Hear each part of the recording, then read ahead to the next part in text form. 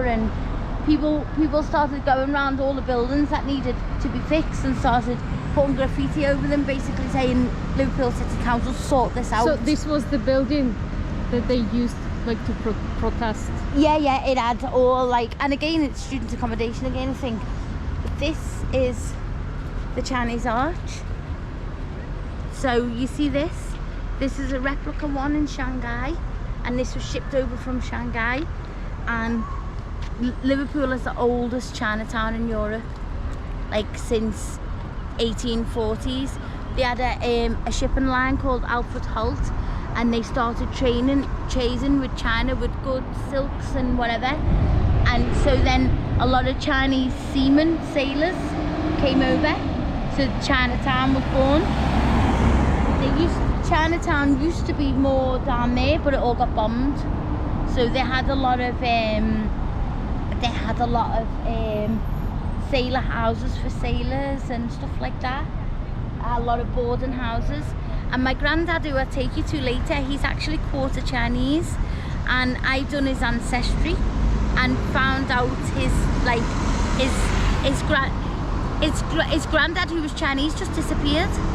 He lived with them, they had 3 children, then he just disappeared and no one ever found him again. Went back to China? Well, some American girl contacted me. Once I done my granddad Billy's DNA, some American girl contacted me because she was coming up as Billy's cousin. So she thinks Billy's granddad was her dad's dad. And it turns out he was, because we paid for more DNA testing. So what he done was, there was a person of the same name who worked in a restaurant by her grandmother, and we think it was the same person. But do you know what I also found in the history? That's called the Blackie, but it's not called the Blackie. I think it's St. George something, but everyone calls it the Blackie. I don't know why. Yeah, see, Blackie. So, we're good. Yeah. So that came from Shanghai, because it's twin towns with Shanghai. So they built that in Shanghai and they came over and done that Chinese Arch. So on New Year, they have Chinese New Year and they have all the dragons out, and they go to each restaurant's doorstep and do like a dance and like throw stuff over it. So that's what they do every year to bring in good luck. Yeah. So researching my step-granddad's history, I discovered that a lot of Chinese people came over, and they were marrying English people, but because the British owned Hong Kong, the people lied and said they were from Hong Kong, because if they said they were marrying a Chinaman that wasn't from Hong Kong, the women lost their British citizenship. So, but do you know what? A lot of other Chinese people used to open board houses for the sailors, but they exploited them by charging them like a lot of high money, to stay there, which is sad. So, but do Chinese own these houses? Yeah, this is all Chinese. So they have like an open restaurant on the first floor. So if you look on the street signs, it's Chinese writing. We go to this restaurant called the North Garden. We love it. There's quite a little bit of like interesting history in the street down here, but the street's gone. But there was this lady, and she was called Kitty Wilkinson, and this is again in the 1800s when cholera was about. So she was the only person in the area who owned a boiler.